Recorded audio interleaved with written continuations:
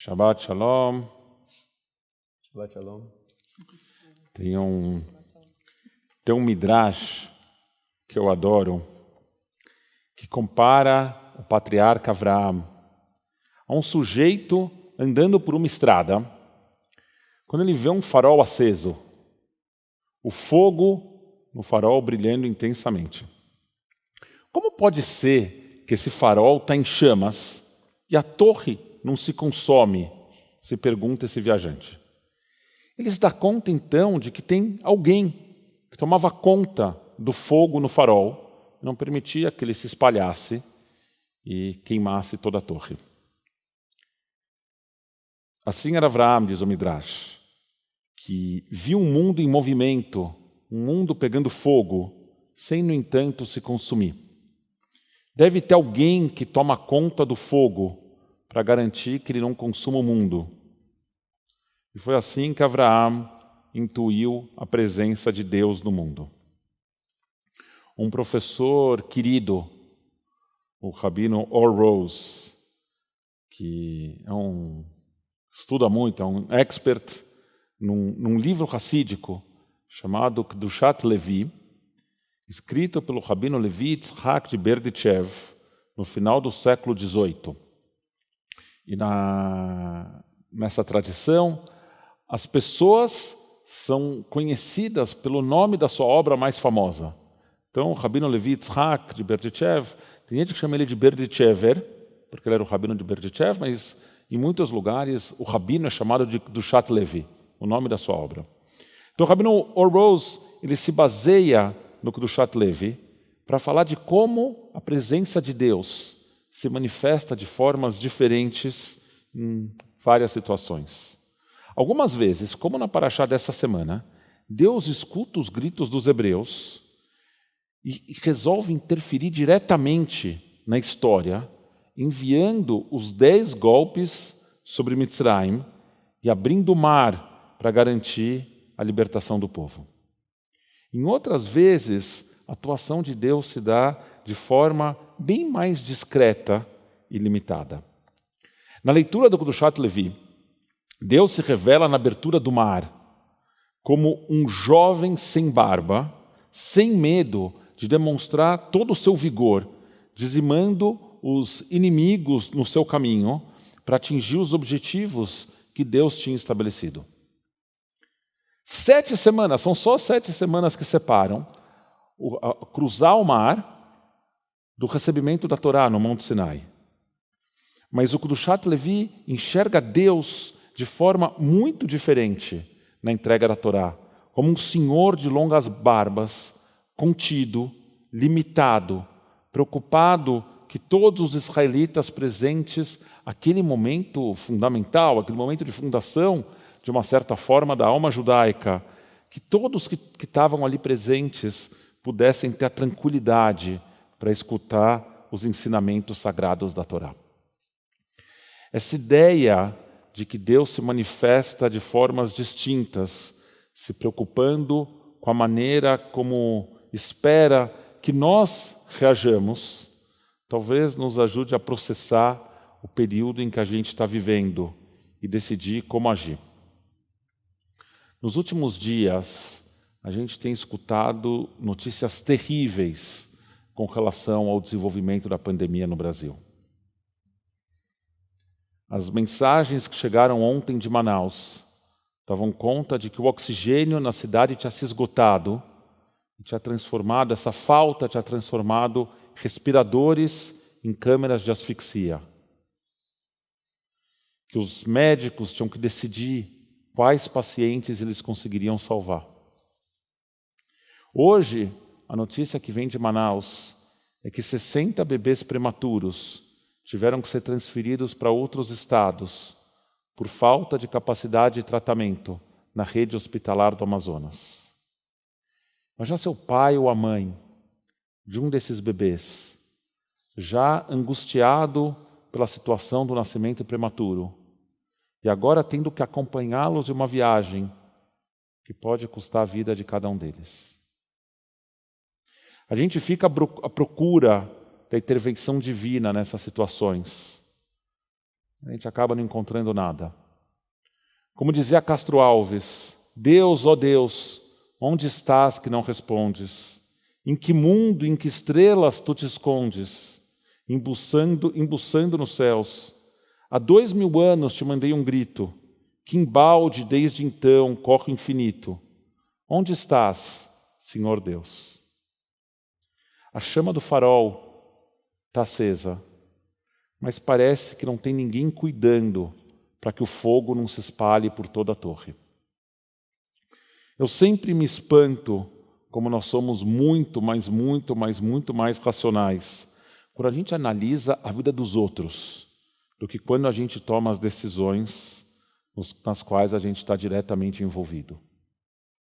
No dia 4 de agosto de 2020, uma explosão gigantesca destruiu boa parte da cidade de Beirute, deixando mais de 200 mortos, 7.500 feridos e 300 mil pessoas sem os seus lares. Logo nos primeiros dias da investigação, a gente foi informado de que a explosão tinha sido causada por uma grande quantidade de nitrato de amônio que tinha sido armazenada no porto da cidade por 7 anos, sem maiores cuidados. E quando a gente ouviu aquelas notícias, nós todos apontamos os nossos dedos acusadores para as autoridades políticas do Líbano e para os responsáveis pela administração do porto. Como aquelas pessoas puderam agir de forma tão irresponsável, deixando aquela quantidade de material explosivo sem cuidados? Pois bem, a gente passou os últimos meses sendo alertados de que as festas de final de ano e as férias escolares iam desafiar a nossa convicção no isolamento social. E não deu outra.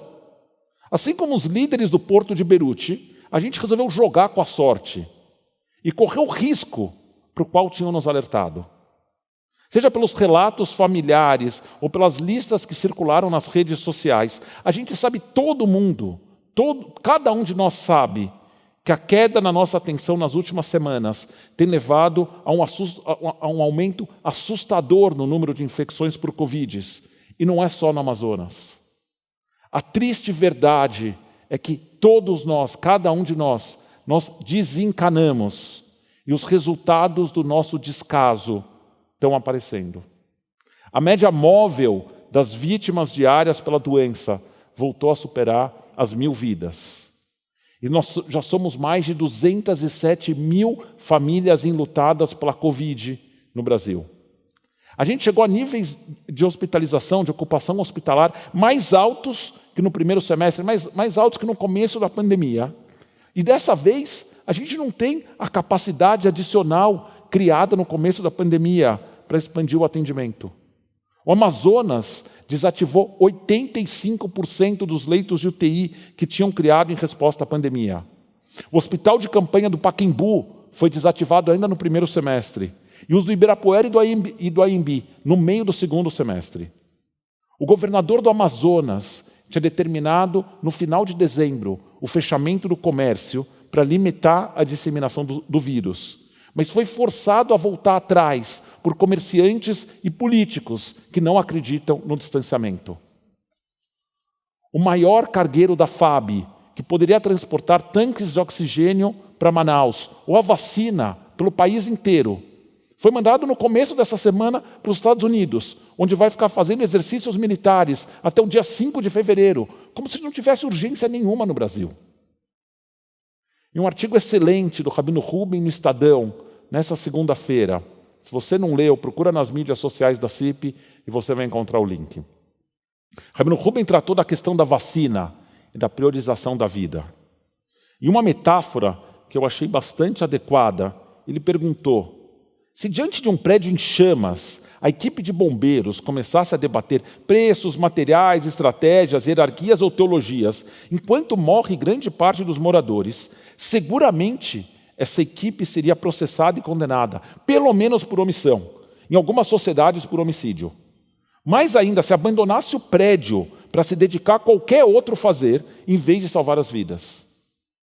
O problema é que, na verdade, na nossa situação, os moradores do prédio, vendo o prédio, a construção toda em chamas, continuam as suas festas particulares, sem se importar com as terríveis consequências do seu descaso. No comecinho da nossa paraxá, em uma passagem que a gente vai ler amanhã no serviço de Shacharit, Deus disse a Moshe: eu sou Adonai, eu apareci a Avraham, a Yitzhak e a Yaakov como El Shaddai, mas eu não me revelei a eles pelo meu nome, Yud Rei Vav Rei, o tetragrama impronunciável do nome de Deus. Eu escutei os gritos dos israelitas, porque os mitzrim os escravizaram, e eu me lembrei do nosso pacto. Presta atenção nesse pedaço. Eu escutei os gritos dos israelitas. Shamati et naakat bnei Israel. Presta atenção no verbo shamati, da mesma raiz de shma. Eu escutei. Em contraposição a essa postura de Deus, o faraó é apresentado na paraxá como alguém cujo coração está endurecido, que não tem a capacidade de notar o sofrimento alheio ou de escutar o grito que a sua opressão está causando. Nessa passagem, é a empatia com a dor do outro que diferencia a conduta de Deus da conduta do faraó. Como disse o Kudushat Levi, Deus aparece de distintas formas a cada geração, levando em consideração as suas necessidades e o seu potencial. Esse é o momento de permitir que as nossas fagulhas divinas escutem os gritos vindos da nossa sociedade e passem a tomar conta da torre, para que o fogo do farol não a consuma completamente. Shema Israel. Esse é o momento, essa é a hora. Shabbat Shalom.